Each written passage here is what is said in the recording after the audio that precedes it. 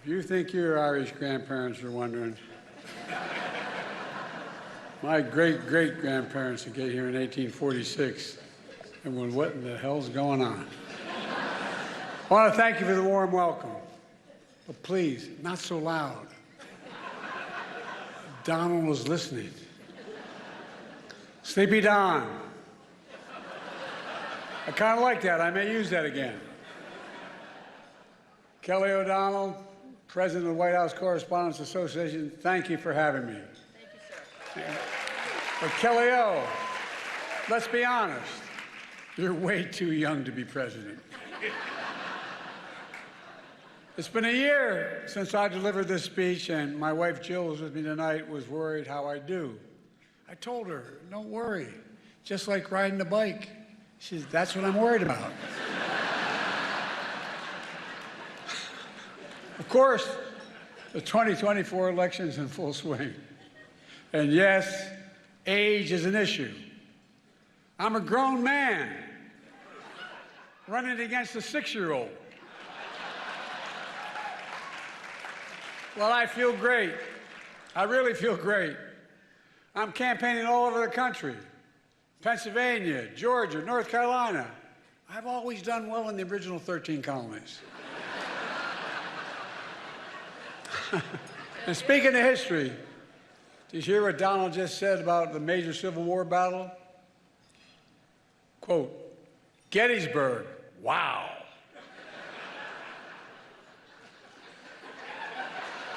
Trump's speech was so embarrassing, the statue of Robert E. Lee surrendered again. But look,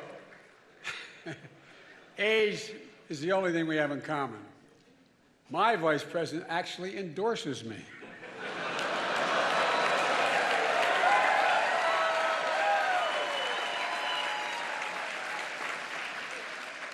I had a great stretch since the State of the Union. Well, Donald has had a few tough days lately. You might call it stormy weather. What the hell? Trump's so desperate he started reading those Bibles he's selling. Then he got to the first commandment. You shall have no other gods before me. That's when he put it down and said, this book's not for me. Look, being here is a reminder that folks think what's going on in Congress is political theater. That's not true. If Congress were theater, they'd have thrown out Lauren Boebert a long time ago.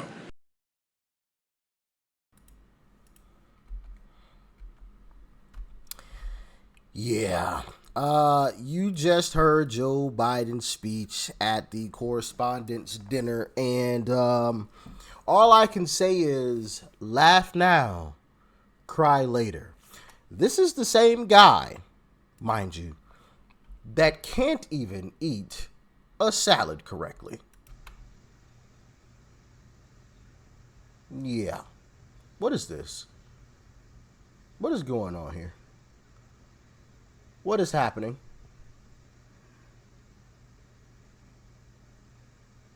Well, can't eat the salad properly. Let's try this roll.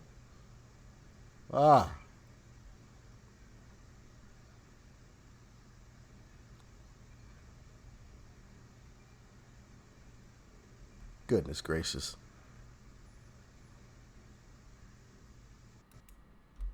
How sad is that? Yeah, that guy.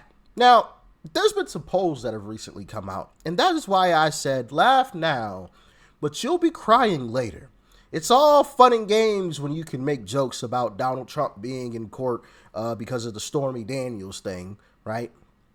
Call it stormy weather, right? Ha ha ha. Oh. And all the people in there clap like a bunch of, never mind. I'm going to be nice here. But you'll be crying later. A new CNN national poll released for the first time here on Inside Politics Sunday reveals the challenges President Biden faces as he asks voters for a second term. Our new poll, which was conducted by SSRS, finds Trump is leading Biden, who has ample work to do with his base and with independent voters who are breaking to his GOP rival. In a head-to-head race, 49% of voters say they'd pick Trump for president. compared to 43% for Biden. That's a 9-point Trump advantage with independent voters. And add in third-party candidates, and Trump's lead jumps even more. He has 42% to Biden's 33%, and Robert F. Kennedy Jr. gets 16% of the vote. Our poll also underscores the challenges of incumbency, and that voters, 4 years later, have a... Now, mind you, remember all of that talk that they were continuing to say, oh, RFK Jr. gets into the race and Donald Trump loses. RFK Jr. pulls from Donald Trump. No, he doesn't. No, he does not. Anybody that says that they're voting for RFK Jr. is not a conservative. RFK Jr. is a Democrat. He began running as a Democrat. Literally, that's how he started off running. He was running against Joe Biden on the Democrat ticket. Democrats just put up a bunch of roadblocks, so he said, oh, well, I'm going to run as an independent. He's not an independent. He's a Democrat through and through. That is what he is. Simple and plain. No Republican, no conservative is voting for that. Not at all. You're not fooling me. But that's what, the leftist media, the propagandist media continues to try to push out. Oh, RFK Jr., a threat to Donald Trump.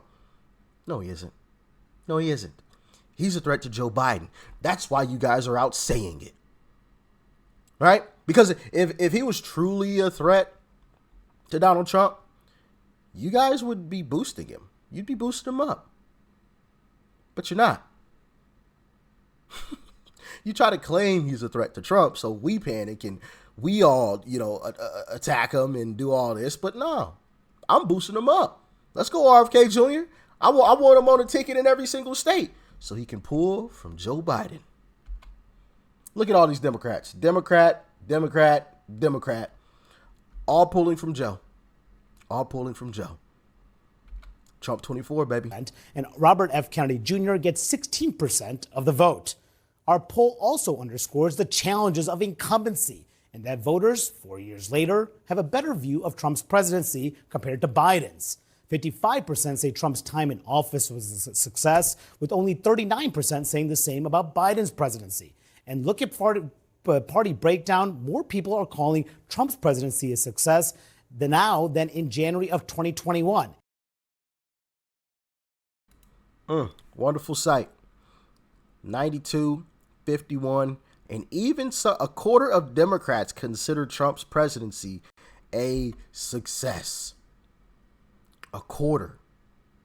When it was 3% back in January of 21. Joe's in trouble. Laugh now all you want to.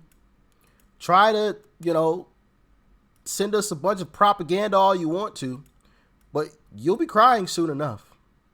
Very soon you'll be crying. Hey, November is right around the corner, baby. Just know that.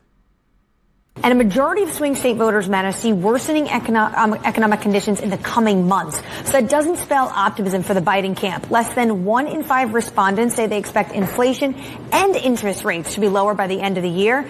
And then more than 3/4 say that Biden is responsible for how they feel about the economy, which isn't a very good mood. And more than half said that he is very responsible. And a majority... Look at that. Increase the lead. Running away with it. Running away with it. And listen, I expect that to go even higher. And you see, Democrats are already panicking. This is James Carville. I believe that's how you pronounce his name. Check out this clip. It's pretty funny. If they get a hold, there will be no government left. There will be no rights left. You'll live under theocracy. You'll end up with Christian nationalism. But that's all right, you little fucking 26-year-old. You don't feel like the election's important to me. They're not addressing the issues that I care about. If they honestly, I think no government, he said there will be no government. That's a great idea. Less government is a really good idea because our government has put us in terrible positions. So I agree with less government. And you know what? I wouldn't mind being a more Christian country, right? Or at least following Christian principles and values as a country. You may not follow the religion itself, but some of the values, right?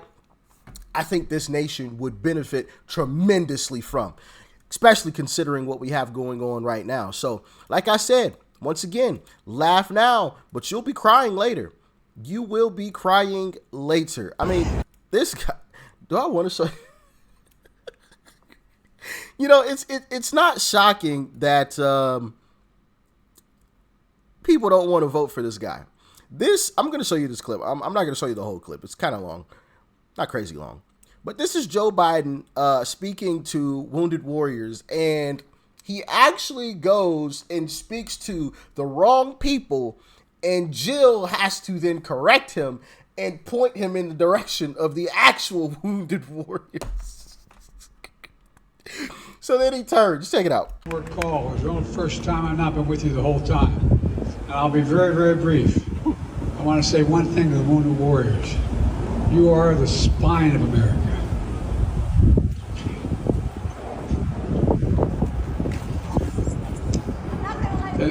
And that's not an exaggeration.